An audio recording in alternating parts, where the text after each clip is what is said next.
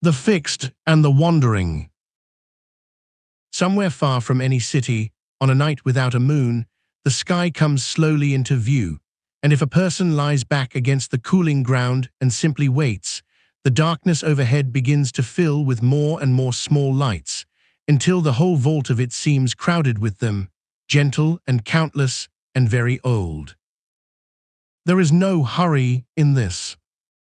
The eyes take their time. At first only the brightest points show themselves, scattered and few, and then, as the minutes pass and the last of the daylight drains away from the western edge of the world, the fainter ones arrive in their thousands, soft as breath, until the sky is less a ceiling than a depth, something one could fall upward into if the ground were not so patient beneath the back. This is the sky that people saw for almost all of human history, before there were lamps in the streets and glow along the horizon, before the small warm blur of distant towns washed the faint stars out. The watchers of the ancient world had no glass to help them, no lenses, no instruments to draw the far lights nearer. There were no telescopes then, and only what can be seen with the naked eye was accessible to them. But on the other hand, and this is worth resting on, there was no light pollution either, none of the pale haze that now hides so much of the sky from so many, and so the darkness they knew was a fuller and richer darkness than most of us will ever stand beneath, and the stars came to them in a great uncounted abundance, clear all the way down to the horizon, night after night after night. And when a person watches such a sky, not for a single evening but across many, the first thing that becomes plain, slowly and quietly, is that the stars keep their arrangement. They hold together.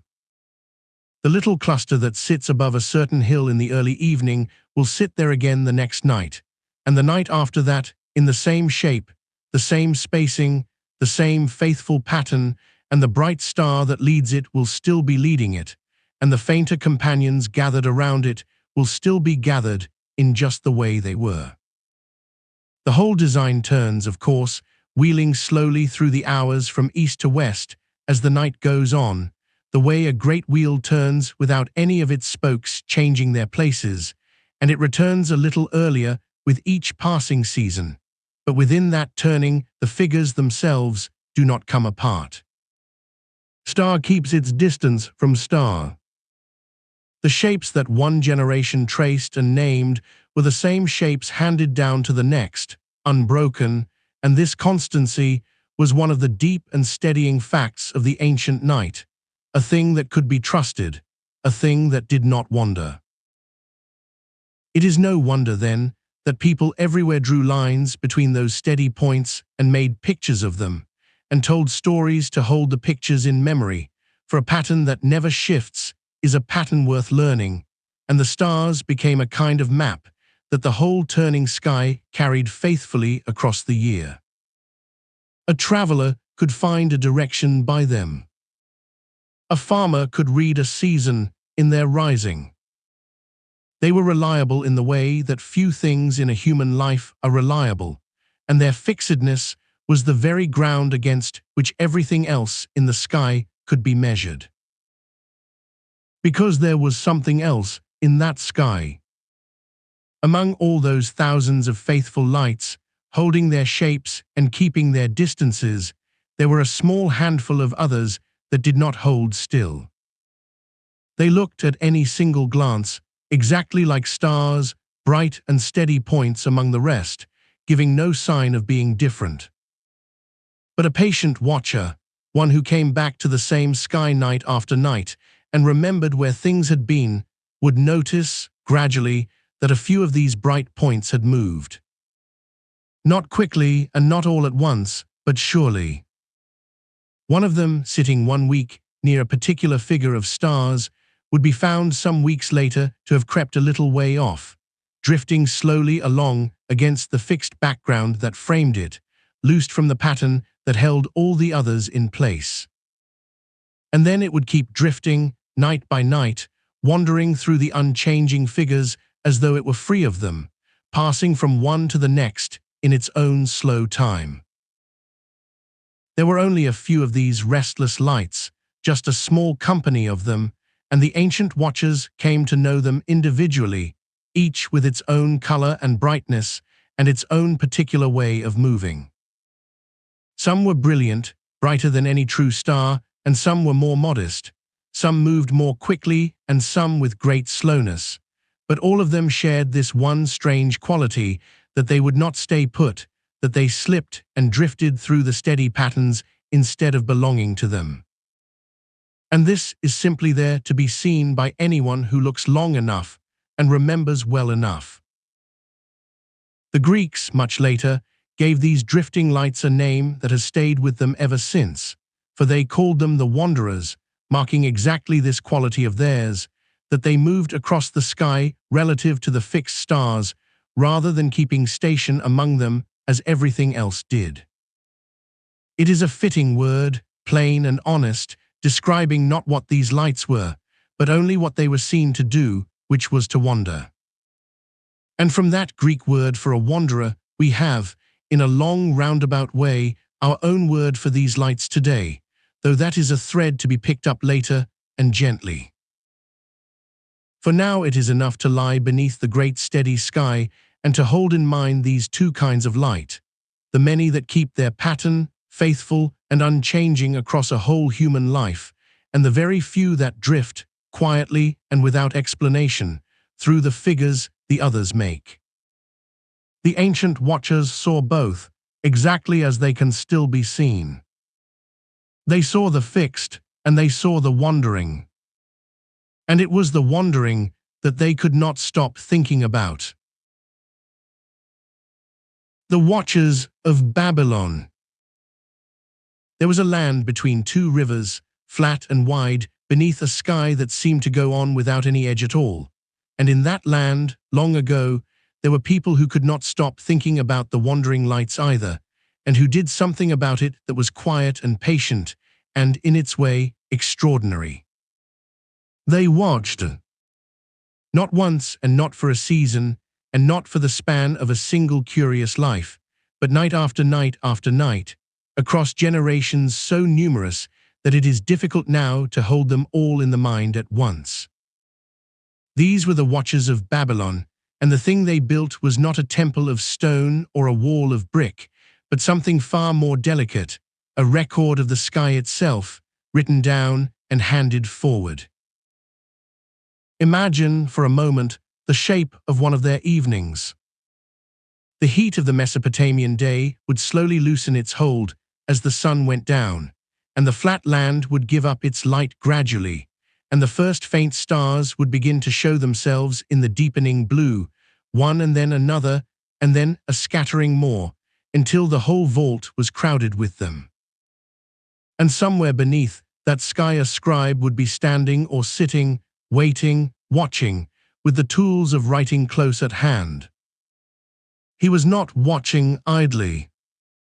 He was watching with a purpose that had been given to him by those who came before, and that he would in turn pass on to those who came after, and the purpose was simply this, to see what the moon and the planets were doing, and where among the fixed stars they were doing it, and to write it down before the memory could soften or slip away. For the Watchers believed that these movements mattered. They believed that the drifting of the wandering lights and the changing face of the moon and the meetings and partings of these bodies against the background of the constellations were not empty motions but meaningful ones, signs to be read, omens to be gathered and understood. And because they held this belief so firmly, they gave the sky a steady, unbroken attention. From perhaps as early as the middle of the 8th century before the Common Era, and by the 7th century most certainly, the scribes observed the heavens nightly, and they recorded the dates and the locations of the notable happenings of the moon and the planets, always in relation to the stars and the constellations that framed them.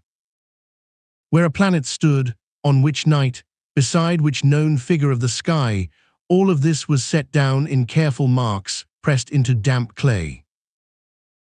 And here is the part that is easy to say quickly and yet deserves to be dwelt upon slowly, because it is the true wonder of the thing. This watching did not stop.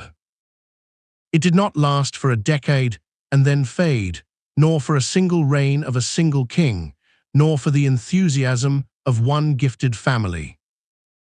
It is believed to have gone on continuously from that early beginning in the 8th or 7th century before the Common Era, all the way down to the very end of cuneiform writing itself, which came in the 1st century of the Common Era. That is a span so long that it is hard to feel it as a single thing. And through all of it, on clear nights, someone was looking up and someone was writing it down, and the record went on, unbroken, patient, faithful, like a slow river of attention flowing quietly beneath the turning sky. No single person could have done such a thing, and no single person tried. This was the work of many hands, and it was gathered together with a care that tells us something gentle about how it was made. For the great records they compiled, the diaries of the heavens, most often held within them the observations of about 6 months at a time, and 6 months is longer than any one watcher could reliably keep the sky under his own single gaze, night upon night, without a break. And so it is understood that these diaries must have been compiled from the individual reports of different scholars, each contributing what he had seen, each adding his own nights of watching to the common store, so that the finished record was a woven thing, a collaboration, made not from one pair of eyes but from many pairs, brought together and set down as one. There is something deeply restful in that image, if you let it settle. A group of people, none of whom could see the whole of the sky's slow story alone, agreeing without needing to say it aloud that the story was worth telling anyway, and dividing the labor of it among themselves, one watcher taking these nights and another taking those, one noting where the wanderer stood in the spring and another noting where it stood by the coming of the heat, and then all of it gathered patiently into a single account that no one of them owned and all of them had helped to make. It was collaboration stretched not only across a room, but across time, one generation handing the watching to the next as naturally as handing over a lamp, so that the light of the observing never went out. And what they were watching, of course, were the very same wandering lights that had troubled and fascinated the mind since people first looked up, the few that would not keep the pattern, the ones that drifted through the figures the fixed stars made. The watchers of Babylon did not resolve the mystery of that wandering, and they did not, so far as their diaries show, need to. They did something quieter and, in its own way, more lasting. They paid attention.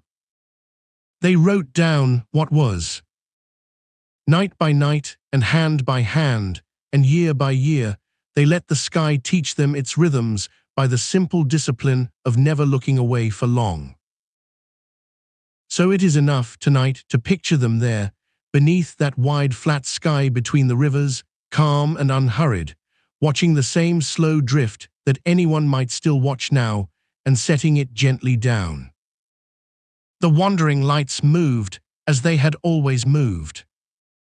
And the watchers, faithful and quiet, kept their long record of the moving and passed it on.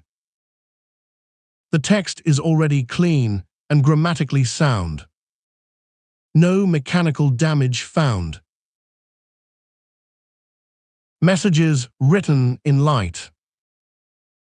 And once a people has watched something faithfully enough, for long enough, a question begins to form very slowly at the edge of all that watching, the way a shape gathers out of dim light when the eyes have had time to adjust. The question was not, at first, what are these moving lights? The question was gentler than that, and in some ways larger. The question was, what do they mean? For if the sky moved, and if the movements changed, and if a person could learn those changes by heart the way one learns the turning of a familiar path, then it did not seem strange to the watchers between the rivers to suppose that the changes were meant. That the sky was not only a thing to be seen, but a thing that was, in some quiet and deliberate way, being said. This is worth pausing over, softly, because it is easy to carry the wrong picture into it. We might imagine the watchers believing themselves trapped, believing that the lights fixed their fate and pronounced it and left them nothing to do but wait for it to arrive. But that was not the shape of the belief, and the difference matters, and it is a tender difference. The events in the sky were not seen as powers reaching down to force things to happen upon the earth. They were seen as messages. They were seen as warnings offered by the gods, meant to tell a watching people what might be coming, so that the people being warned might prepare or might turn aside or might simply understand. A message is not a sentence handed down. A message is a kindness, in its way, a thing spoken so that the one who hears it need not be taken by surprise. And so the wandering lights, drifting through the fixed figures night after night, were not the machinery of an unchangeable doom. They were more like a voice. They were more like the gods leaning close to a wide and darkened country and telling it, in the only script that could be written across the whole of the sky at once, what lay ahead. To read a message, of course, one must learn its letters, and this the watchers did in the only way anyone ever learns a language, which is slowly and by attention, and by keeping careful account of what was said and what followed. When a certain light stood in a certain place, and a certain thing came to pass in the season after, that pairing was noted. When it happened again, the note grew firmer. Over lifetimes, over generations of patient hands passing the discipline from the old to the young, these pairings gathered and multiplied and were set in order, one beside another, until they had grown into something that could be held and consulted and trusted, a great collected reading of the sky.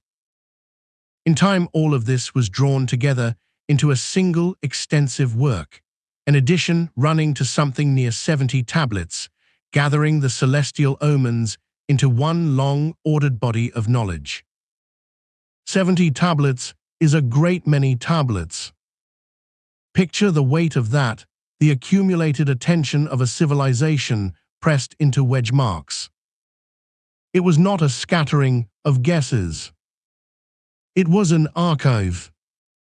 It was the memory of a people who had decided that the sky was speaking, and that the least they could do was write down every word. And the messages, it should be understood, were not thought of as small private things, whispered to this person or that about the little turnings of a single life. They were read as speaking to the fate of the land itself. To the king, and through the king to the kingdom, and through the kingdom to the fields and the rivers and the harvests and the borders and the whole broad weather of a nation's fortune. The lights spoke of large matters, of what the coming year might hold for the realm, of plenty or of hardship, of stability or of trouble, and because they spoke of such large matters, the reading of them was itself a large matter. This was not an amusement carried on at the margins of the city.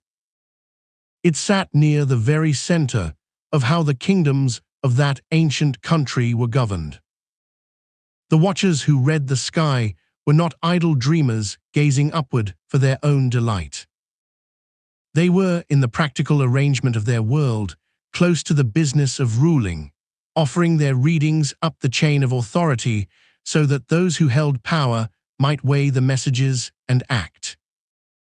The advance of their patient stargazing and the ordinary governance of the realm were bound together, two strands of one rope, the observation of the heavens and the steering of a state braided into a single ongoing labor. There is a kind of dignity in that arrangement when one holds it gently in the mind before sleep.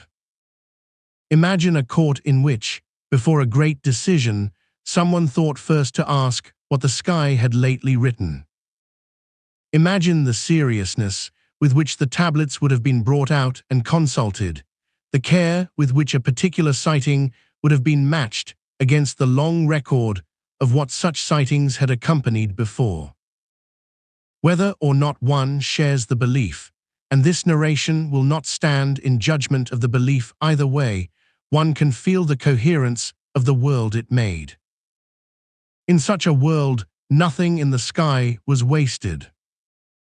Every drift of every wandering light was potentially a word, and every word deserved to be caught and kept and understood, and the whole vast, slow spectacle overhead was not a decoration but a correspondence, a long and continuing conversation between the gods above and the country below, carried entirely in light.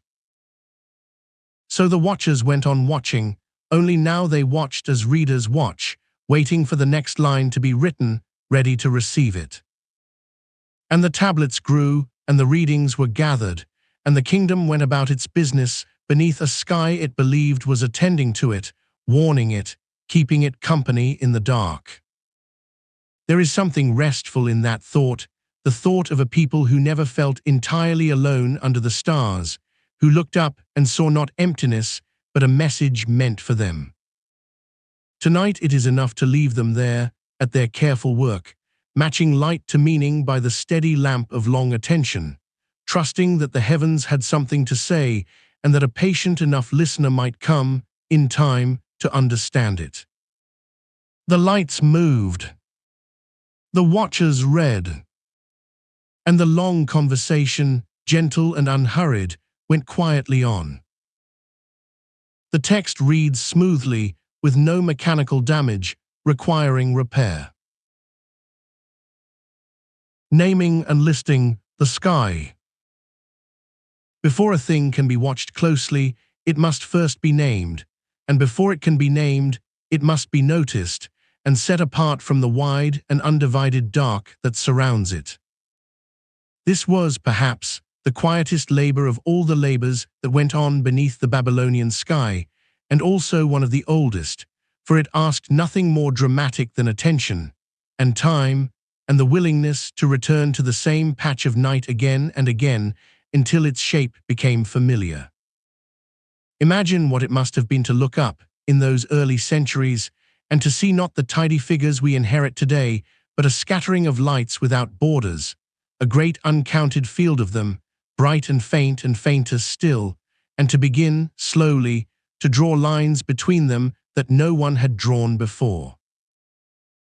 For that is what the scholars did. They gathered the stars into groups and gave the groups names and set the names down in lists, and in doing so they turned the overwhelming into the orderly. It was the work of arrangement, the patient sorting of the sky into things that could be spoken of and remembered and passed along, and it went on for a very long time, across more generations than any single person could hold in mind. What they made was not a single map drawn in a single season, but a slow accumulation, a body of knowledge built up the way a coastline is built up, grain by grain, until the shape of it seems as though it must always have been there. Among the earliest traces of this ordering are the texts that scholars now call the three stars, each texts, which probably reach back to somewhere between 1500 and 1000 years before the Common Era, which is to say very deep into the past indeed. These texts did a simple and beautiful thing. For each month of the Babylonian calendar, they named 3 constellations, 3 groups of stars that were meant to become visible during that month, rising into view as the year turned. It was, in a way, a calendar written in the sky, or rather a way of reading the calendar by the sky, a means of knowing where one stood in the great wheel of the year by looking up and seeing which of the expected lights had come around again.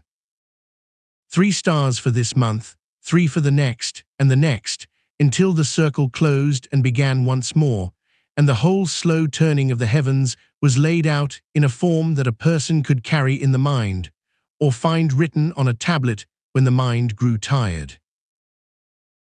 And then, later, there came a fuller gathering, a text whose name has come down to us as Mulla Pin, which the scholars are still learning to date with confidence. It is found on tablets from the 7th century before the Common Era. That much is certain, copied out and preserved by hands that valued it enough to keep it. But the knowledge it holds may be far older than the tablets themselves, and the leading idea is that it goes back perhaps as far as the 13th century before the Common Era, carried forward through the centuries by copying and recopying until it reached the hands that finally set it into the form we can read. Within it were lists, 6 lists of stars and constellations, a kind of great inventory of the lights. There is a particular pleasure in the thought of such a document, the thought of the sky written down. For the heavens can feel like the least graspable of all things, always overhead and never in reach, present every clear night and yet impossible to hold. And here were people who had, in their patient way, brought it indoors, pressed it into clay, made of the untouchable dome, a thing that could sit on a shelf and be consulted by lamplight.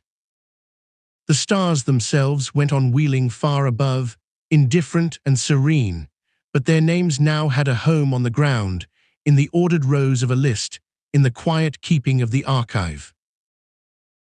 And who did this work? Here the record grows gentle and dim, for the observational texts, the records of what was actually seen night after night, are for the most part anonymous. The names of the watchers were not, as a rule, written beside their watching. There are very few exceptions, a handful of names that slipped through into the light, but overwhelmingly the labor was left unsigned, and the scholars who study these texts today understand this not as carelessness, but as a sign of how the work was done. It was collaborative, shared across many hands and many nights, no single observer owning the record because no single observer had made it. One watcher saw a rising and set it down, another checked it, or continued it, or copied it forward. The knowledge belonged to the group, to the long line of them, and so it needed no name attached, for it was never truly one person's to claim. There is a kind of humility in that, and a kind of peace, and it is worth resting on for a moment before sleep. So much of what we make, we sign, we wish to be remembered by name, to be known for the thing we did. But these watchers, or most of them, did their careful work and let it pass on without them. Content, it seems, to be part of something larger and slower than a single life, a labor that would outlast anyone who bent to it. The lists they compiled would be copied by hands they would never meet, read by eyes not yet born, and the stars they named would keep those names long after the namers had gone quietly into the dark they had spent their lives observing. And so the sky, once wild and unmarked, became a thing with regions and names and a place for everything, month by month and star by star, gathered into lists by an anonymous multitude of patient people who asked only to understand what was above them and to hand that understanding on. Tonight it is enough to picture the tablets at rest in their rooms, the ordered rows of names lying quiet in the dark, the sky above still turning through its familiar figures exactly as the lists had promised it would. The stars kept their appointments. The names kept their stars. And the long, unhurried work of knowing went gently on, carried by many hands, claimed by none, and all the more restful for it. The text reads cleanly, with no mechanical damage. Here it is unchanged. The rhythm of months. If the stars kept their appointments, the moon kept its own, and hers was a slower, softer kind of promise, made and remade over and over across the length of a single life, so that anyone who cared to watch could learn her habits without ever writing a word. She thinned to nothing and returned. She swelled to a full and steady roundness, and then let herself be worn away again, night by night, on the far edge first, until she was once more the faintest curved thread low in the sky after sunset, and then not even that. And the people who watched her, and who had already gathered the fixed stars into their ordered lists, saw in this endless returning something they could count on, something they could count with, a natural unit of time laid out for them in the sky and repeated without fail, whether they attended to it or not. So they counted. From one thin crescent to the next thin crescent was a month, and they found, as they counted carefully across many such months, that the moon did not keep to a single tidy number. Sometimes the span from one new crescent to the next filled 29 days, and sometimes it filled 30, and there was no way to wish it into being always one or always the other, for the moon did as the moon did. A month then was 29 days or 30, and 12 of these months laid end to end came to roughly 354 days, and that number, gathered up and held in the mind, became a year of a certain kind, a lunar year, measured out entirely by the returning light. But there was another year running quietly alongside it, the year of the seasons, the great slow year of the sun, in which the cold came and softened, the fields greened and ripened and were harvested and lay bare again, and this year was longer. By 11 days it was longer, and 11 days is a small thing across a single turning, hardly enough to notice, easy to set aside. Yet the difference did not set itself aside. It gathered. Year after year the 11 days accumulated, patient and unforgiving, and the counted months began to slide loose from the seasons they had once matched, so that a month which had belonged to the planting might, given enough years, drift forward until it arrived while the ground was still hard, and a festival meant for the warmth of one part of the year might come creeping toward the cold, out of its proper place, out of its proper weather. The watchers noticed this, of course, for they were people who noticed things, and they answered it with a remedy as simple and as human as the problem itself. When the seasons no longer fit the calendar, they added a month. They slipped a whole extra month into the year, an intercalary month, and by this addition they nudged the counted days back into agreement with the sun, so that the sowing returned to the month of sowing and the harvest to the month of harvest, and the festivals fell once more into the seasons that had always been meant to hold them.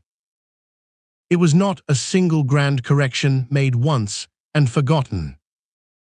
It was an attention renewed across generations, a leaning of the whole calendar back into place whenever it began to lean too far, refined by many hands over a very long time, all of them wanting the same modest and reasonable thing, which was that the activities of the year should stay in the months that named them. And this mattered more than mere neatness, for the calendar was not only a private reckoning kept by scholars in their rooms. It ordered the shared life of a whole people. There were rites to be performed and offerings to be made and days that were holy, and it was thought important, perhaps deeply important, that these things be done at their right time and done together, so that across the wide reach of the empire the same observance might be kept on the same day in one city as in another, the ceremonies moving in step, the empire breathing in its worship as one. A calendar that everyone shared and everyone trusted made such agreement possible, and so the counting of the moon became, quietly, one of the threads that held a civilization together. In the older way, the beginning of each month was watched for and confirmed by eye, the fresh crescent sought low in the west after sunset, and the month declared to have begun when that thin light was truly seen. But watching is at the mercy of the weather and the haze and the sharpness of a given evening, and there is a certain restlessness in waiting each month to be told by the sky what the sky intends. So the astronomers of Babylonia set themselves a gentler and more far-seeing task. Around the end of the 7th century before our era, or so it is understood, they worked out fairly accurate methods for predicting, in advance, whether a coming month would carry 29 days or 30, and the means they found for this was itself a kind of long patience. for it drew upon observations made 18 years earlier, reaching back nearly 2 full decades to inform the reckoning of the present. They had noticed, it seems, that the behavior of the moon repeated itself across such a span, and so the past was made to speak quietly to the future, one 18-year interval leaning its shoulder against the next. And in time, at least in the period, after about 300 years before our era, and quite possibly before that, the calendar came to be settled by calculation altogether rather than by the nightly search for the crescent. The months were worked out ahead, laid down in advance, no longer waiting on a clear horizon or a fortunate evening, so that anyone might know, long before it arrived, which day would open the coming month and how many days that month would hold.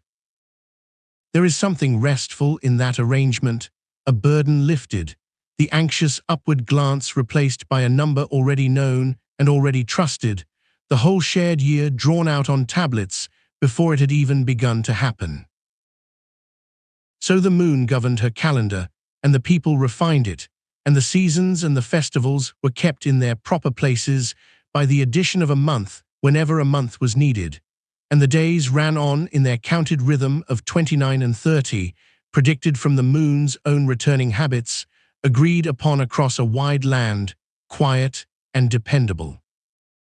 Tonight it is enough to rest in that dependability, to feel the months turning smoothly one into the next as they were made to turn, each one measured out, each one arriving on time, the whole calm machinery of the year moving softly on beneath a moon that thins and fills and thins again, exactly as it always has. Mercury close to the sun. And now, having let the moon carry the calendar for us, we turn our attention to something smaller and far harder to hold, to a light that did not linger, a light that came so near the sun that it could only be caught in the thin margins of the day, in the last grey before dawn or the first flush after sunset, never in the deep and comfortable middle of the night, where the other lights were free to wander at their leisure. This was the planet that would later be called Mercury, though the watchers we are following did not know it by that name, and to see it at all a person had to be awake and looking at the least convenient of hours, standing in the cool of the very early morning with the eastern horizon still low and dim, waiting for a single point of light to lift itself out of the paling sky just ahead of the sun, and then to be swallowed, only a little while later, in the growing brightness of the day it was announcing. It was a morning star that hardly stayed to be greeted. It rose close to the place where the sun would rise, hung there briefly, low and modest above the flat land, and then surrendered its small brilliance to the far greater brilliance behind it, so that anyone who had not risen early and faced the correct quarter of the sky would have missed it altogether and never known it had been there at all. Because it kept so tightly to the sun, and because it showed itself for such short seasons before slipping away again for weeks on end, Mercury was the most elusive of the wandering lights, the one that asked the most patience and gave the least in return, the one a casual glance would never find. And yet it was precisely this shy and slippery star, this hardest of all the wanderers to pin down, that drew the scholars of Babylon towards some of their most careful and most patient work, as though the difficulty of the thing were itself an invitation, as though a light that would not sit still and could not easily be caught deserved, more than any of the others, to be understood. For these were people who had already learned to trust a number over a glance. They had already watched the moon long enough to predict its returning habits, and now, sometime in the 5th century before our era, and continuing across more than 100 years of steady and unhurried attention, their scholars began to build something new, a mathematical way of describing how the planets moved, a way of reaching ahead of the sky with pen and tablet to say where a wandering light would be before it had yet arrived there. No text survives in which they explain to us, in their own words, how they came to do this, and so we cannot listen to them describe their own thinking. But from the long record they kept, the night-by-night notes we now call the astronomical diaries, we can see clearly the great heap of patient observation on which the whole achievement must have rested, the raw and honest material from which they must have drawn the numbers that made their theories work. And one thing had to come first, one quiet invention without which none of the rest could stand, and that was the zodiac itself, the division of the great circle along which the sun and moon and wandering stars all traveled into a smooth measured band of 360 degrees. This too was introduced sometime during that same 5th century, and it mattered enormously, for a moving light can only be predicted if there is somewhere to place it, some agreed and evenly ruled highway across the sky against which its position can be marked and remembered, and in time foretold. Without such a measured road, the planets were only impressions, brighter here, dimmer there, higher one month and lower the next. With it, they became points that could be located exactly, counted along a scale, and set into the orderly patterns of arithmetic. The zodiac was the ruled page upon which the motion of the wanderers could at last be written down, and so it came before the theories, a necessary foundation laid quietly in place so that the greater structure could rise upon it. Across the 5th century and the 4th, then, these two things grew together, the measured band of the zodiac and the growing skill of describing motion within it, until the scholars had made something genuinely remarkable, a way of computing in advance the appearances and disappearances of a planet that was famously hard to see with the eye.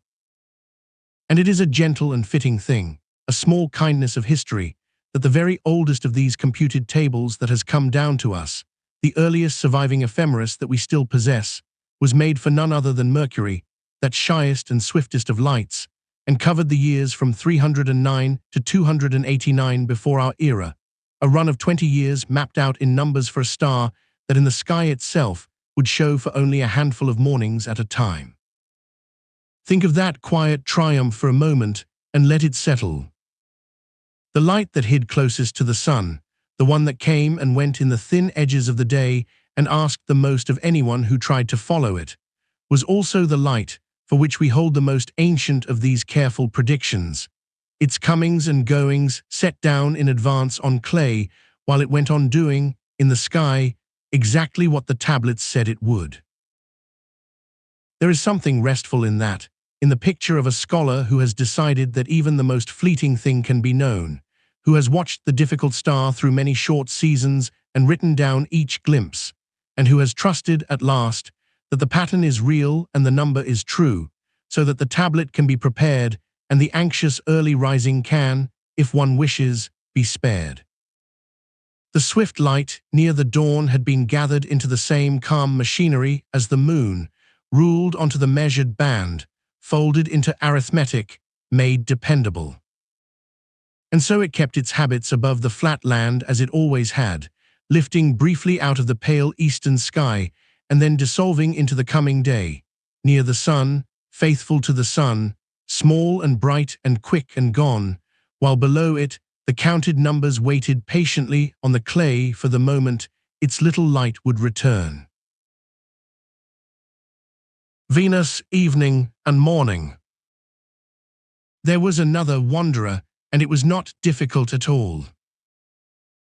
Where the swift light near the dawn had asked for patience and rewarded only the persistent watcher, this one arrived plainly and stayed, and anyone who lifted their eyes in the right hour could not fail to see it. It was the brightest of the wandering lights, brighter than any fixed star in the whole turning sky, bright enough to be mistaken by those who did not yet know its habits, for a lamp carried far off across the plain. It came in the west after the sun had gone, hanging alone in the deepening blue while the lesser stars were still gathering their courage, and it burned there low and steady and unmistakable, the first light of the evening, and for a long while the only one. And then in its season it was gone from the evening entirely, and it came instead before the dawn, rising in the east ahead of the sun, the last light of the night and the herald of the morning, just as clear and just as calm, so that a person who watched the sky across many months might have thought there were two brilliant lights, one that belonged to the dusk, and one that belonged to the dawn, each keeping to its own edge of the day. And it was a reasonable thing to think, for the two appearances were separated by a spell in which the light hid itself near the sun and could not be found, and nothing in the plain evidence of the eye insisted that the evening star and the morning star were one and the same body. But the scholars of the flat land between the rivers had watched it long enough and carefully enough, and the record they left of that watching survives to be read. In the great collection of observations that later readers have called the astronomical diaries, and in the texts that gathered around them, the appearances and disappearances of this bright light were written down season after season, year after year, generation after generation, across a span that reached from roughly the year 650 before the Common Era down to about the year 50 before it, which is to say across some 6 centuries of patient looking. 600 years of eyes turned to the same low western dusk and the same pale eastern dawn, 600 years of hands pressing the same kind of note into the same soft clay. 6 centuries is a length of time almost too large to hold gently in the mind. It is longer than many kingdoms lasted. It is a chain of watches in which no single person saw more than a small piece, in which the one who first wrote of the light's rising had been dust for 20 generations before the one who last wrote of its setting was born, and yet the record ran on, unbroken enough that a later scholar could lay the fragments side by side and follow the bright wanderer from one lifetime into the next, as though the whole of it had been a single sustained act of attention.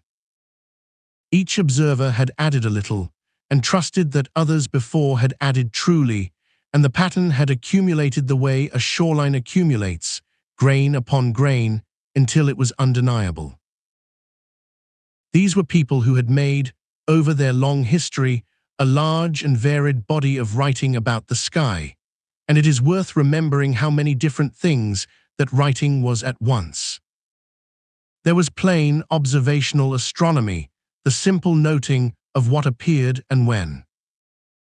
There was mathematical astronomy, the arithmetic that turned those notes into rules and predictions. There was the astrology that read the wanderers against the band of the zodiac, and there was the older omen astrology that read the sky for signs of what might come. All of these lived together in the same libraries, in the same tradition, sometimes in the same careful hands, and the bright evening and morning light moved through all of them, watched and counted and marked and consulted, brilliant enough to matter to every kind of scholar who looked up. And they were careful, in a way that feels close and human across the distance of the years. Those who in much later times sat down to study these records found that the clay was often broken, that some of the dates seemed to have been reckoned or estimated rather than truly seen, that a given note might carry a small qualification of doubt. And so, wishing to know what the ancient watchers had actually observed rather than merely calculated, the modern scholars made an effort to keep only the trustworthy records, the ones that bore the marks of a real appearance in a real sky, and to set aside the uncertain ones. It is a quiet kindness across time, this sorting of the genuine from the doubtful, and it is only possible because the old scribes themselves had been honest enough to leave the marks of their own uncertainty in the record, to note when a thing was seen, and by implication, when it was not. There is even a small question that lingers over the language itself, a gentle unsettledness of the kind that the honest study of old things so often carries. When the tablets spoke of the light's last appearance, they used a term that scholars once read simply as a setting. But those who looked closely at the numbers came to think that the observations made better sense if the word were understood to mean a disappearance, a vanishing into the glow near the sun, which is in fact closer to what the term actually meant. The point is small and the certainty is not complete, but it is the leading understanding now, and it is a fine example of how even a single word, patiently reconsidered, can bring the ancient sky a little more truly into focus. So the brightest wanderer kept its double life above the plain. The evening light and the morning light watched down the long file of the centuries and gathered, appearance by appearance and disappearance by disappearance, into a record that outlasted everything around it. It rose in its season, and it set in its season, faithful to the sun in its own way, near the sun always yet never lost in it for long, and below it the clay held the count of all its comings and goings, tended by hands that would never meet, across 600 quiet years. The text reads cleanly, with no mechanical damage. Here it is unchanged. Mars, the difficult one. Of all the wanderers that crossed the old sky, there was one that stood apart from the rest, and that one was the red light, the ember that moved against the stars in a manner all its own. It did not shine with the steady brilliance of the brightest evening star, and it did not keep the patient, almost stately pace of the slower wanderers. Instead, it burned with a color that set it apart at a glance, a rusted, coalish red that deepened when it stood low over the horizon and cooled toward a dull rose when it climbed, and this color alone would have been enough to mark it as different. But it was not only the color. It was the way the red light moved, or rather the way it refused to move simply, that made it, for the careful scribes who tried to write its motion down, the difficult one. For a long time, it wandered eastward through the constellations, as the wanderers generally did, drifting a little each night against the fixed patterns behind it, and there was nothing troubling in that. But then, in its season, it would slow, and it would seem to hang almost still among the stars for a while, as though it had paused to consider something, and then it would turn and travel backward, westward, retracing the path it had so lately made, before slowing once more and turning again and resuming its forward course. This turning was not unique to the red light. The other wanderers did it too, each in its own rhythm. Yet the red one did it in a way that resisted every tidy expectation, moving fast where the others moved slowly, brightening enormously as it turned and then fading as it went on, so that its motion was less regular and altogether harder to anticipate than that of its companions. The two turning points, where forward became backward and backward became forward again, came to be called the stations, the first station and the second station, the places where the light stood still before it changed its mind, and it was around these two moments above all that the difficulty gathered. Far from the Greek world, in the cities of the old river plain, there were scribes who had made it their long labor to predict where the wanderers would be, not by watching the sky on any given night, but by calculating, by working forward from numbers written and copied and preserved across the generations. Their method was a beautiful and patient one, and it did not require them to imagine the wanderers as objects moving through space at all. Instead, they treated each wanderer's appearances as a sequence, one appearance after another, and they described how far the light would travel from one appearance to the next by adding a fixed amount, and then, once the light had reached a certain region of the sky, by switching to a different fixed amount, larger or smaller as the case required. This was their system, a scheme of steps, a rule that moved in one measured stride through part of the sky and in another measured stride through the rest, and it is remembered now as a system of step functions, each step a specific amount chosen to match what the heavens actually did. And here is the quiet wonder of it. For the two slow, steady lights, Saturn and Jupiter, this method of steps worked wonderfully well.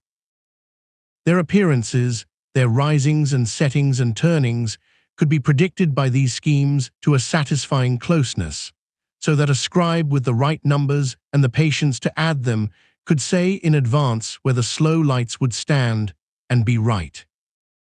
The system was, for those two, sufficient. It produced results that satisfied the people who used it, and they seem to have needed nothing more elaborate to follow those particular wanderers through their long, dependable rounds. But the red light would not be governed so easily. The same kind of scheme, the same manner of steps that served the slow lights so faithfully did not produce satisfactory results when it was turned upon Mars, and the trouble fell most sharply, as one might almost have guessed, at the second station, at that second turning where the backward motion gave way once more to forward motion. There the predictions from the ordinary model drifted away from the sky. There the red light declined to stand where the numbers said it should. And so the scribes did something that tells us a great deal about the seriousness with which they took their task. Rather than force the red light into a scheme that did not fit it, they built a separate set of numerical schemes, additional rules constructed for that one purpose, to carry their prediction of the first station across to the second station and arrive at the right place. They could reach the first station well enough. From there, they laid down special calculations to find the second, an extra piece of numerical craftsmanship devoted to this single stubborn wanderer at this single stubborn moment of its cycle. There is something deeply human in that decision, and something that reaches gently across the millennia to anyone who has ever met a problem that would not yield to the general rule. The scribes did not pretend the difficulty away, and they did not abandon the red light as beyond their reach. They simply granted it the extra attention it required. They made for it a special provision. They did the additional work. Mars was the one that needed more, and they gave it more, and in giving it more they left behind a record of exactly where the simple schemes reached their limit and where a harder care began. The difficulty of the red light was not a failure of their method. It was a feature of the light itself, faithfully noticed and faithfully answered. So the red ember went on burning its uneven way through the constellations, slowing and turning and brightening and fading, keeping its two stations in their seasons and troubling the tidy rules at the second of them. And below it, the scribes worked their steps, and then their separate steps, adding what needed adding, giving the difficult one its due. It was the wanderer that asked for special handling, and it received it, and there is a kind of peace in that, in the meeting of a stubborn motion above with a patient labor below, each doing steadily what its nature required. The text reads cleanly, and I find no mechanical damage requiring repair.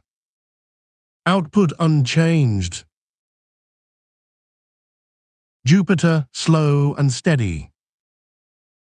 After the red one, with its stubbornness and its need for special handling, there came a wanderer of an altogether calmer temper, and it was a relief to turn toward it, the way it is a relief to move from a difficult conversation into an easy one. This was the great bright light that crossed the sky slowly and without fuss, the one the later Greeks and the scribes before them watched moving among the stars at a stately, unhurried pace, keeping to its long circuit with the bearing of something that had nowhere in particular to hurry. If the red ember had seemed quick-tempered and uneven, this light seemed the opposite in every way, steady in its brightness, measured in its motion, a wanderer that behaved almost as if it understood that it was being watched and wished to give a good account of itself. To an eye lifted on a clear night, this light stood out among the true stars not by any trick of color, but simply by its steadiness and its strength, a broad, calm glow that did not twinkle the way the small, far stars did, hanging in the dark with the quiet steadiness of a thing that is sure of itself. It moved as all the wanderers moved, along the same broad road through the fixed patterns, sliding forward night after night, week after week, so gently that a single evening's watching would show you almost nothing, and only the patient return of many evenings, laid one against another in the memory or upon the clay, would reveal that it had traveled at all. And here, after so much difficulty with other lights, the scribes found something that pleased the orderly part of their labor, because this slow wanderer fit their schemes remarkably well. The models they built for it, the step-by-step reckonings by which they predicted where and when it would rise and stand and turn, followed its real motion closely, phase after phase, so that when the predicted position was set beside the observed one, the two agreed to a degree that must have been deeply satisfying. It was, in this sense, an obliging planet, one whose regularity rewarded the method that had been raised to meet it, and the same was true of another of the wanderers, the pale one that crept along even more slowly still, for both of these lights answered well to the patient arithmetic, and their good behavior stood in gentle contrast to the harder cases that had come before. Where the red one had asked for extra care and separate steps, this bright and slow one asked for little beyond faithful watching and faithful reckoning, and it gave back agreement, and there is a quiet pleasure in a thing that simply works. But the watchers did not stop at prediction, for the sky was never to them only a set of moving points to be tracked.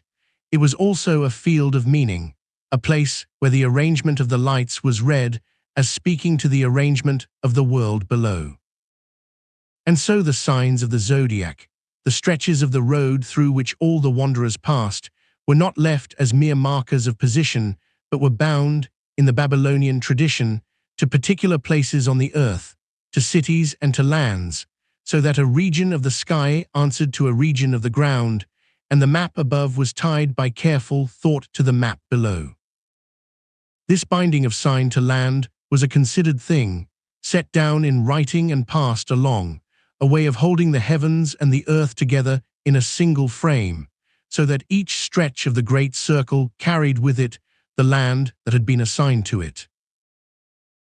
One such binding has come down to us with particular clarity, preserved on a tablet from the old city of Uruk, from the later centuries of that long tradition, and it is a small thing to state and a large thing to imagine. The sign that bore the shape of the lion, the sign we know as Leo, was attached to the land of Akkad, which was another name for the southern part of that ancient river country. So the lion in the sky belonged to the land in the south, and the two were held together in the scribe's understanding, the celestial figure and the earthly region, each the counterpart of the other, so that to speak of the one was, in that frame of thought, to touch upon the other as well. It is a simple correspondence to describe, a sign and a land joined by a line of tradition, and yet it carries within it the whole habit of mind that the wanderers had helped to shape, the conviction that the sky was legible, that its parts could be named and matched and made to mean. And so this chapter of the watching closes on a note of accord, for here were two things that agreed with each other and with the world. The bright, slow wanderer moved through its signs in a way the models could follow closely, its motion answering the arithmetic without complaint, and the signs themselves were bound to the lands below in a scheme that gave the sky a geography, a lion in the heavens holding to a country in the south. The one was a matter of number and the other a matter of meaning, and to the scribes they were not two separate labors, but parts of a single attention, the same clear-eyed watching turned toward calculation on the one hand and toward interpretation on the other. The great light went on crossing the dark at its unhurried pace, steady and easy to follow, and below it the tradition held the sky and the earth together in one long thought, and there is a settled restfulness in that, in a wanderer that behaves, and a scheme that fits, and a sign that keeps faith with its distant land, all of it moving slowly through the night as it had for a very long time. Saturn among the wanderers.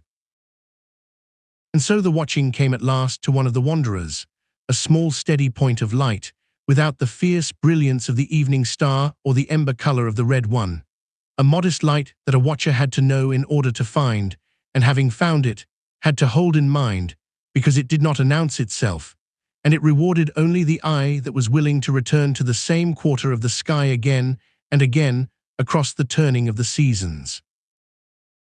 To follow such a light asked of the watchers a patience that matched the thing itself, a willingness to gather a little each night, and to trust that the small gatherings would, over a long enough stretch of time, add up to a shape that could be understood.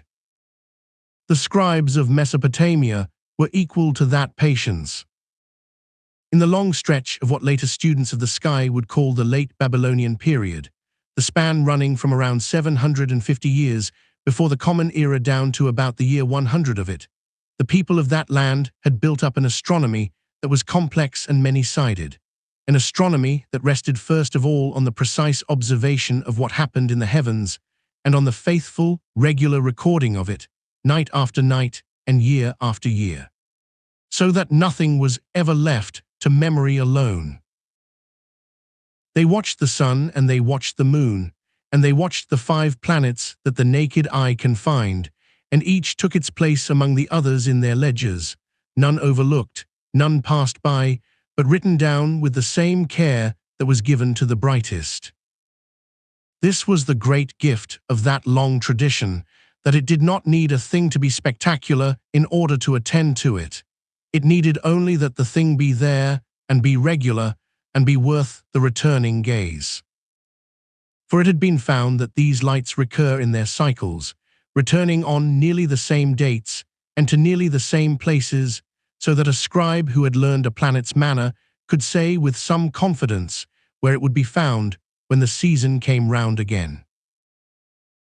For the scribes did not stop at watching and recording.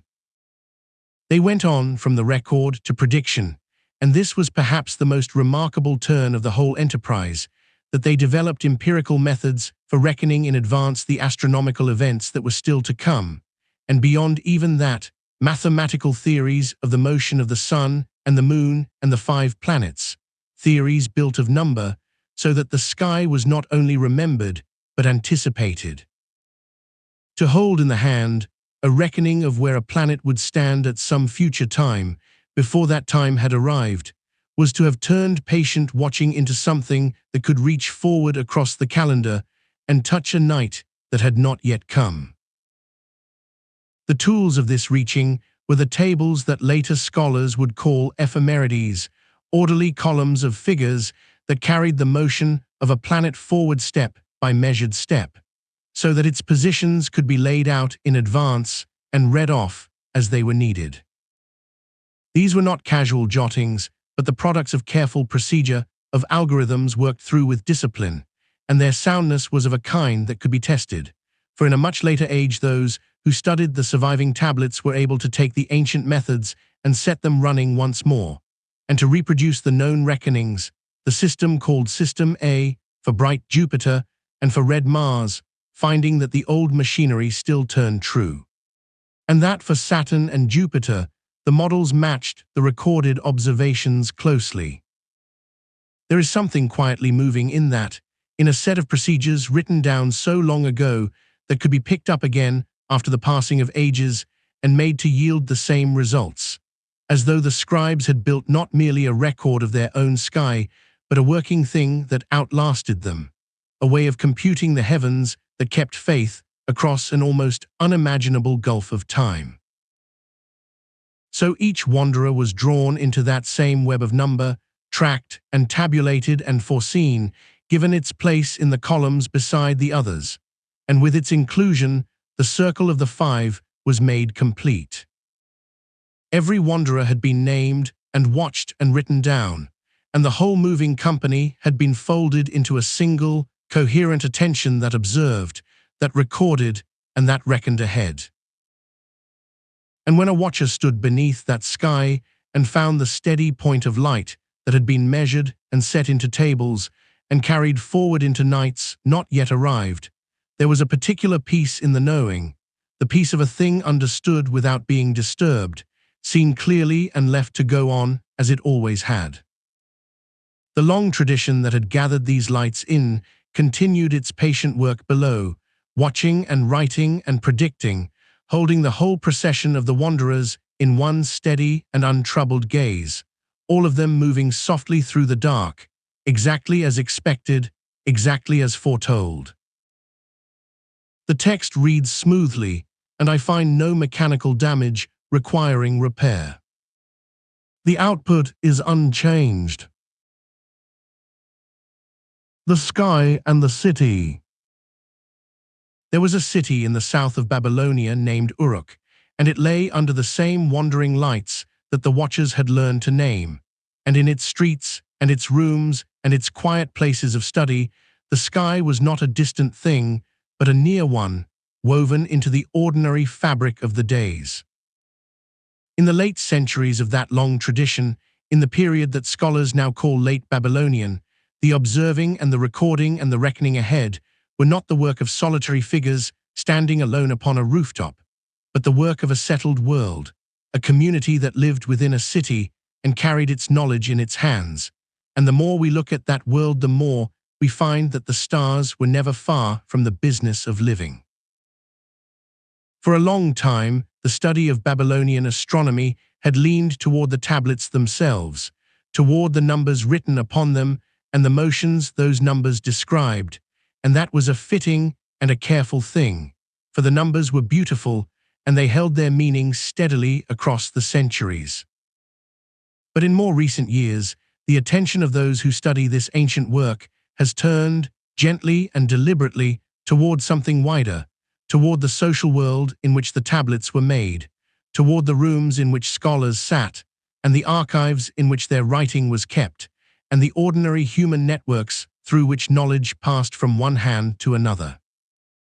It is an emerging way of seeing, still unfolding, still gathering its evidence, but the leading understanding now holds that to know Babylonian astronomy fully, one must know the city that produced it, must know the lives that surrounded the lights. Much of this newer understanding has come from excavation, from the patient and scientific uncovering of sites within Mesopotamia, from the careful lifting of tablets out of the ground in the places where they had actually lain, rather than the gathering of them from uncertain origins. And that difference, small as it might sound, has proved to matter a great deal, for when a tablet is found in its true place, in the room where it rested and beside the tablets that rested with it, it begins to tell more than the motion of a planet. It begins to tell where the knowing lived, and how it was stored, and who kept it, and how one collection of learning differed, quietly, from another collection in another place. Because of this, the scholars of our own time have been able to study something that earlier generations could scarcely see, which is the way that astronomical knowledge varied from region to region, and the way that particular archives held particular kinds of learning, gathered and arranged according to the habits and the purposes of the people who tended them. The sky above Babylonia was one sky, shared and constant, but the writing about that sky was many things in many places, and the shape of each collection carried the fingerprints of the community that had built it, so that an archive was not merely a store of facts, but a portrait, faint and enduring, of a way of life. A great help in this reading has come from the colophons, the small closing notes that Babylonian scribes wrote at the ends of their tablets.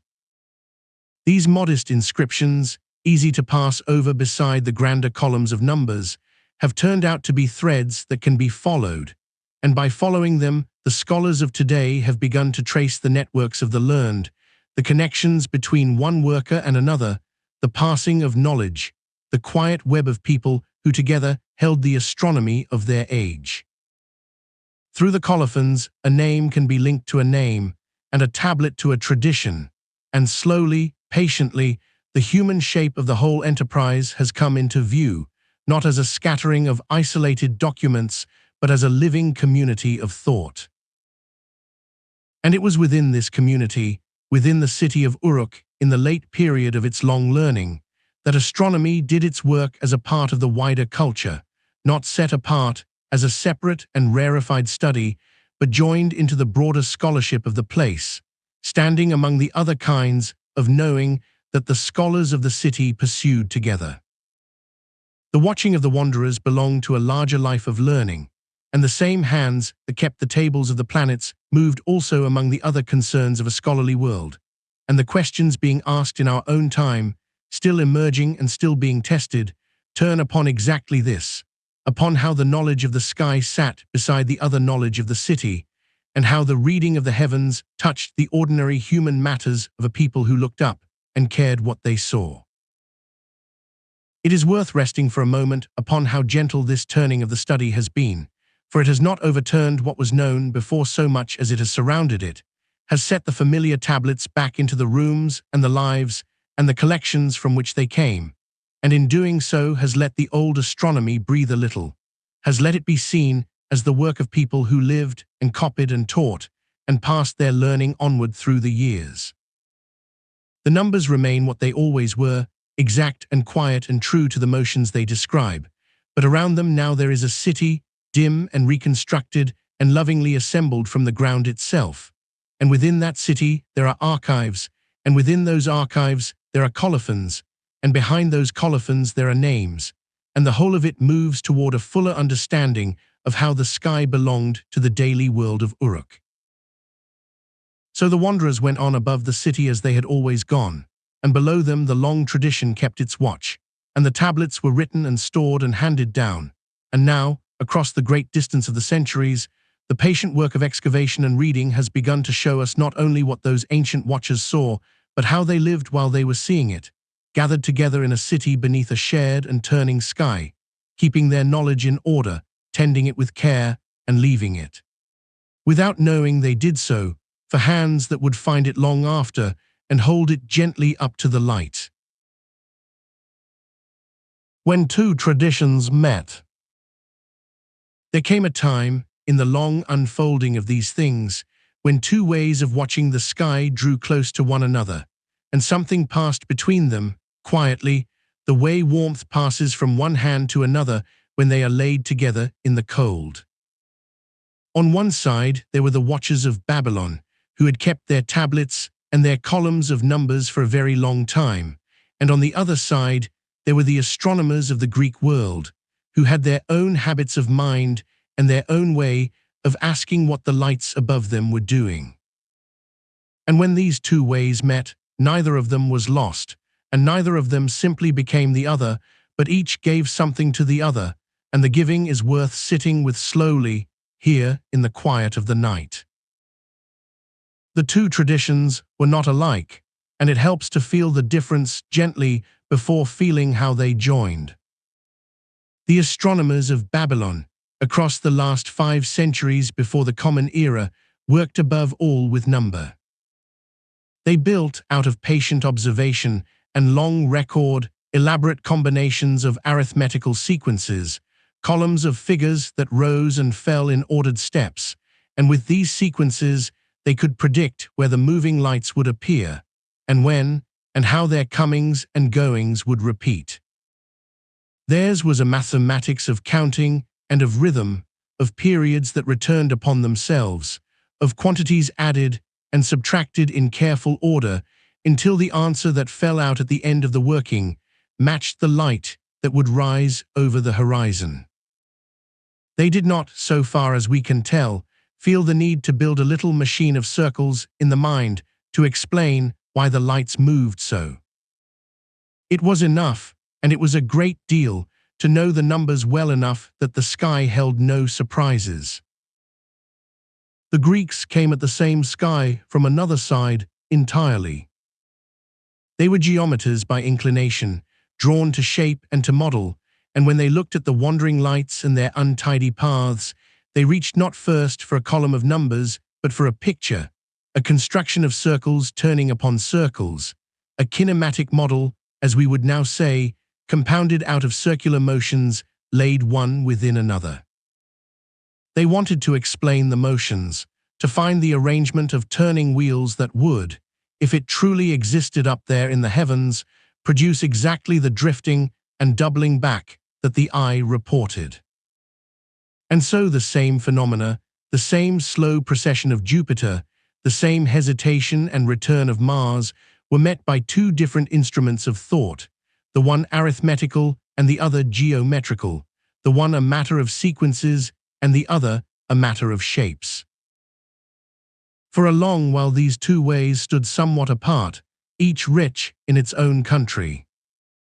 But knowledge, like the lights themselves, does not stay fixed within one horizon, and over time, the concepts of the Babylonian watchers began to travel westward into Greek hands. Certain fundamental ideas made this journey early, before the great figure we are coming to had even begun his work. The ecliptic, that steady band along which the sun and the moon and the wanderers all keep their road, and the division of that band into the signs we call the zodiac.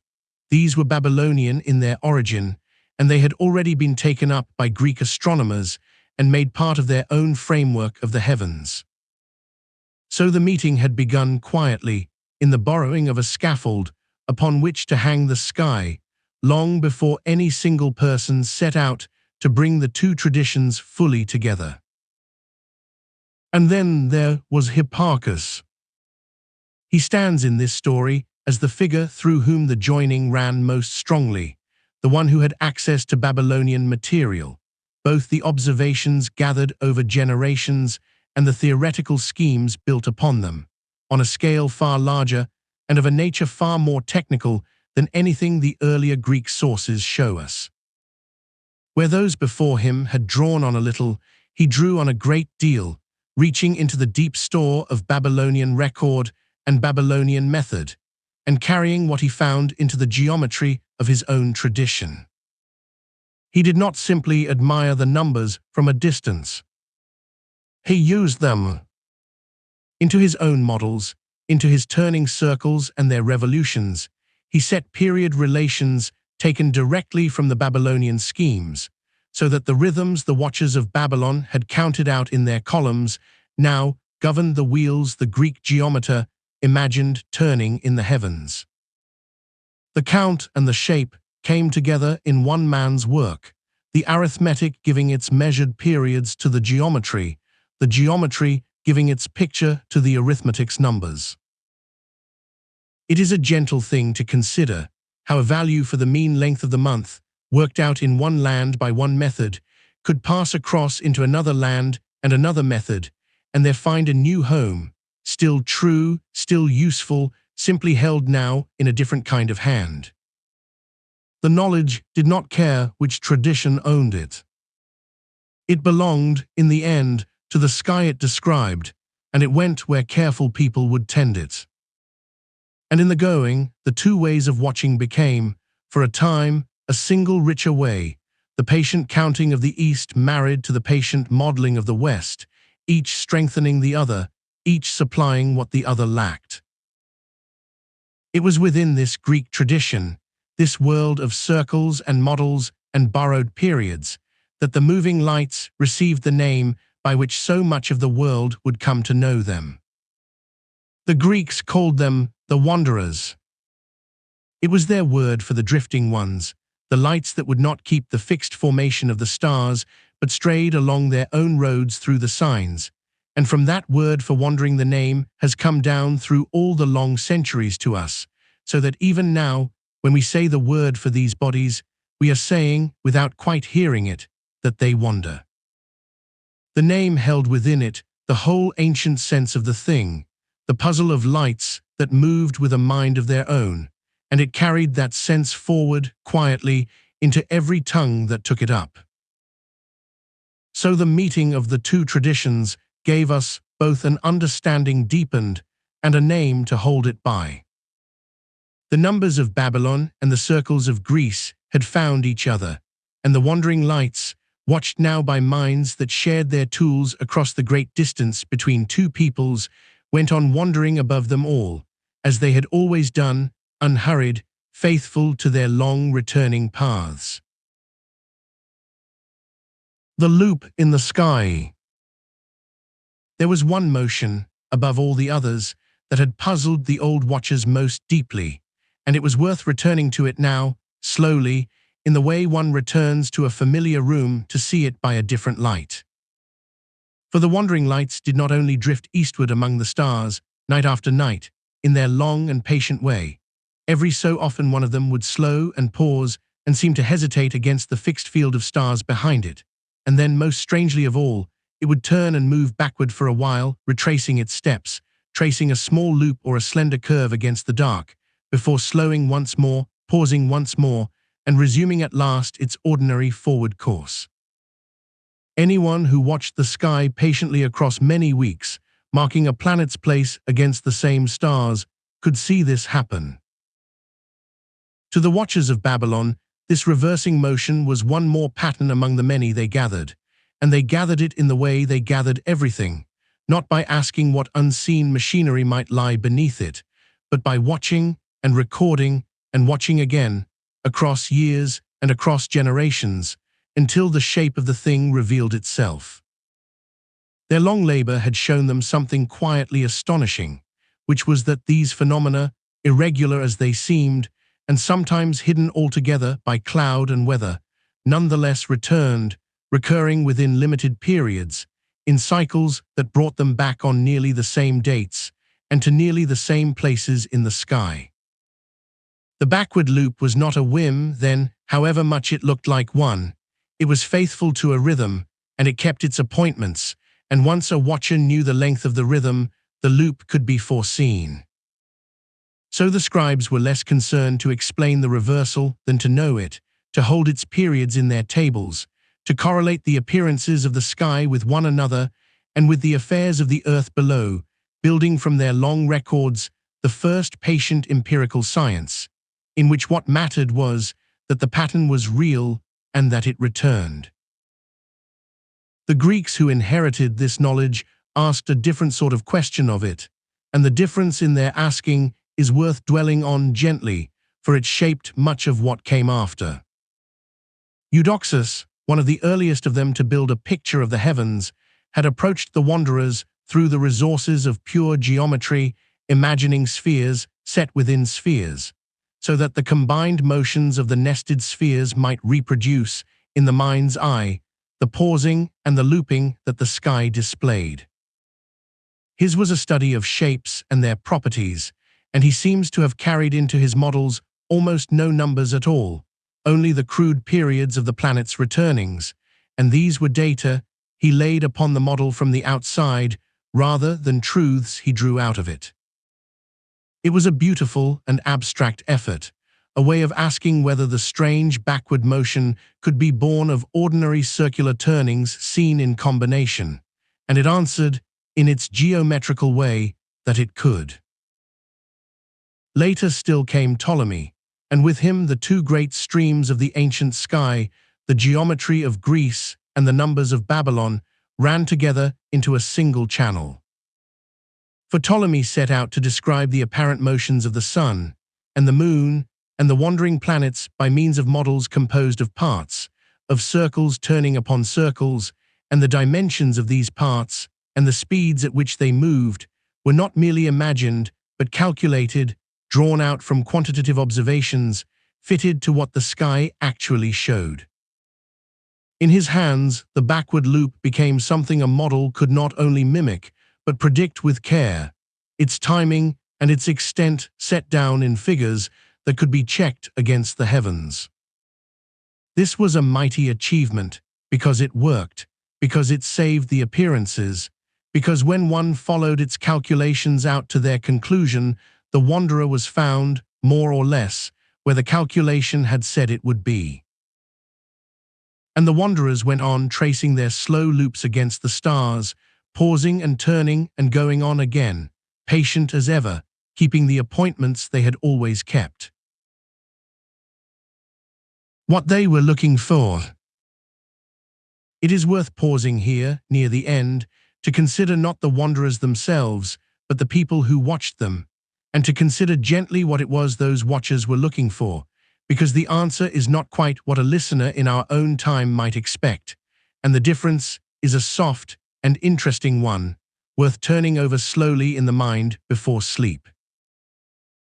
We have grown used, in these later centuries, to drawing a line between two kinds of looking.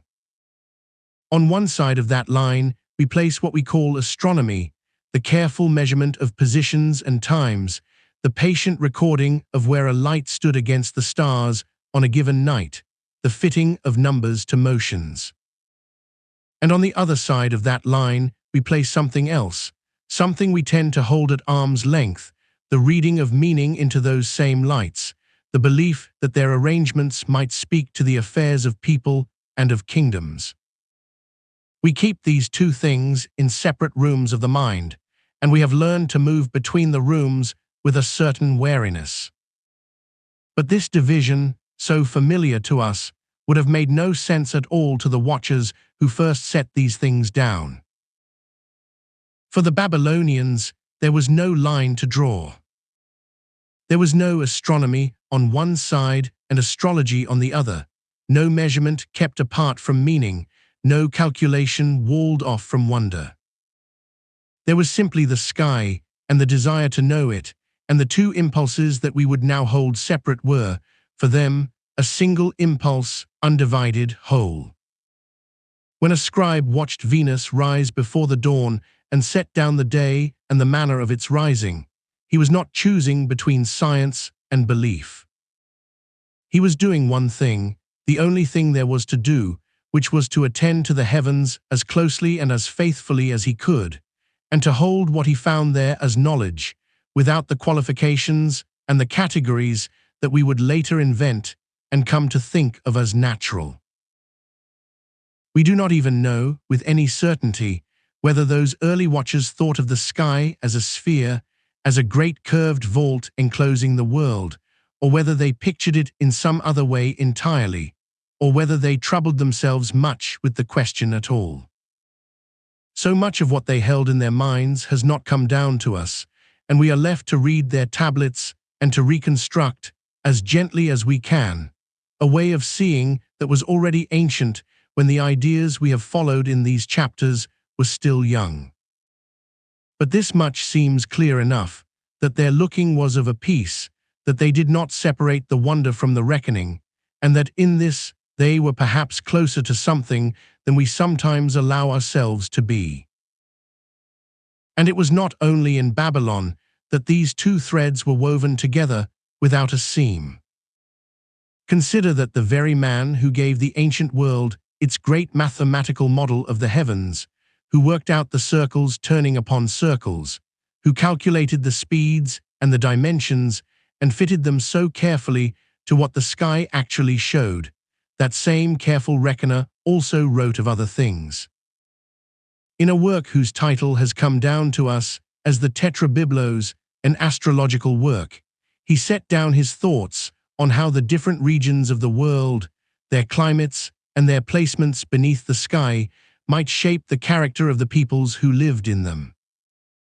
To the modern mind, these two enterprises sit oddly together, the precise geometer of the wandering lights and the writer on the temperaments of nations. We are inclined to admire the one and to set the other quietly aside. But to the man himself and to his age, there was no contradiction to be resolved, no room to move between. It was all one looking, all one reaching after the same knowledge of how the heavens and the earth were arranged, and how they answered to one another.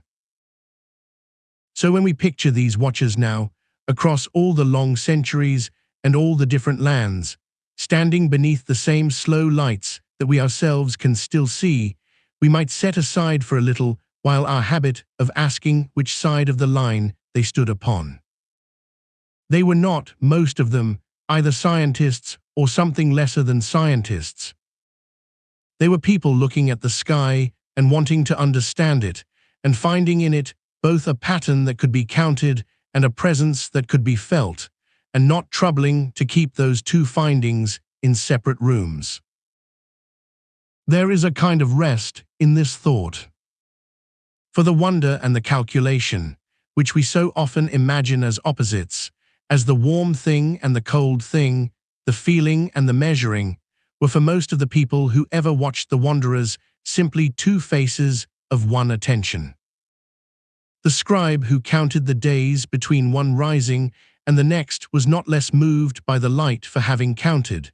The counting was itself a form of care, a way of drawing near. And the one who felt the presence of something vast and patient in those slow-moving points was not therefore careless of their motions. The feeling and the watching went together, each deepening the other, neither diminishing the other. We have followed, across these chapters, the naming of the wanderers and the reading of them as gods walking the sky, and the great model of circles that saved the appearances. And through all of it, from the earliest tablet to the most careful calculation, there ran this single unbroken thread, this one desire, older than any of the answers, to know the sky, to attend to it, to hold what it showed and set it down and understand. That is what they were looking for. Not proof, not always, and not only meaning, but knowledge in the fullest and least divided sense, the kind of knowing that does not yet know it is supposed to choose. The wanderers moved above them as they move above us still, keeping their appointments, and the watchers looked up and counted and wondered and found the two the same. And now, having remembered them, we can let the thought grow soft and settle, and rest a while in the company of everyone who ever looked up and simply wanted to understand. The text reads cleanly, with no mechanical damage requiring repair. Here is the script. Still wondering, still watched. And so we come, slowly and without any hurry at all, to the last of it, to the place where the counting quiets and the wondering stays.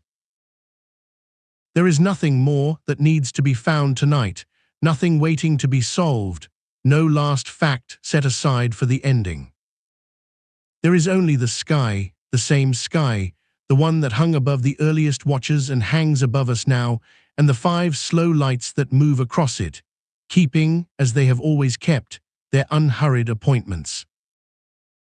Let us name them once more, gently, the way you might name people you love as they leave a room, not to hold them, but only to feel their names in the mouth a final time.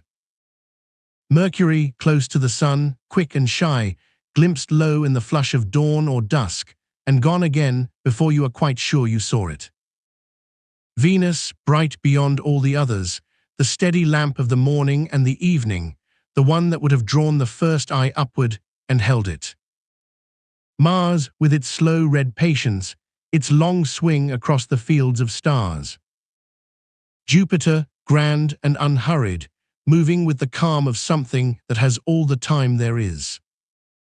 And Saturn, faintest and slowest of the 5, the far edge of what the unaided eye can follow, keeping the widest and quietest circle of them all. 5 lights. That was what they had. Not instruments, not the crowded machinery of a later age, but 5 wandering points among the fixed and faithful stars, and the long habit of looking and the willingness to return night after night and look again. And they built, out of that looking, models to hold what they saw. The Babylonians, we remembered, leaned less on the individual glimpse than we might imagine, and more on the shapes and schemes that could carry the movement of the sky in an orderly way, simple frameworks that were, for a very long time, considered enough.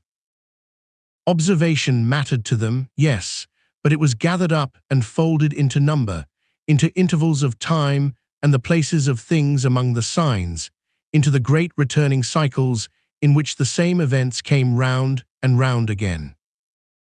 And in this there was a quiet cleverness, a way of reaching past the reach of the eye itself, so that when the weather closed and the clouds drew over and there was nothing at all to be seen, the arithmetic could go on where the watching could not, and the sky could be known even on the nights it hid its face. That was no small thing. That was one of the oldest triumphs of the human mind over the plain accidents of a cloudy evening. We have followed, across these chapters, so many ways of holding the same handful of lights. We have watched the wanderers become omens and become the slow subjects of medicine and calendar and prayer. We have watched them read as intention, as message, as the deliberate movement of something that meant to be watched. It was reasonable, all of it reasonable to the bone, to stand on ground that does not seem to move and to believe that it does not, to see the whole bright vault swing over in a single night, and to place yourself sensibly at the still heart of the turning. They were not careless. They were careful people looking carefully at exactly what was there to be seen and reasoning honestly from it, and the world does not, from where we stand upon it, offer up its own motion to the plain eye. To have known what they knew with what they had was the work of many patient lifetimes, and it deserves not our correction but our respect. And here is the thing that stays, when the models and the myths and the careful long computations have all been set down side by side. The lights are still there. The very same 5. Mercury still hurries, Venus still burns at the day's 2 edges, Mars still reddens and swings, Jupiter still moves in its great calm, Saturn still drifts, slow and pale, at the rim of the visible. Nothing we have learned has taken a single one of them out of the sky. They wander on, exactly as they wandered for the watchers on the river plains and the watchers on the Greek hillsides, exactly as they will wander for whoever looks up long after us. The knowing changed. The sky did not. So there is no loss in any of it, no old wonder traded away for new certainty. The child who looks up now and asks what that bright, unblinking light might be is standing in the same place, wanting the same thing, as the first watcher who ever noticed that a few of the stars would not hold still. They are still wandering. We are still watching. The two have never stopped keeping company, the lights above and the eyes below, across all the long, quiet centuries of looking up. And that is enough. That is the whole of it, and it is enough. There is nothing left to hold tonight, nothing to count, nothing to solve. Only the slow lights, going on as they have always gone on, and the soft old wish to understand them, which asks nothing of you now but that you rest.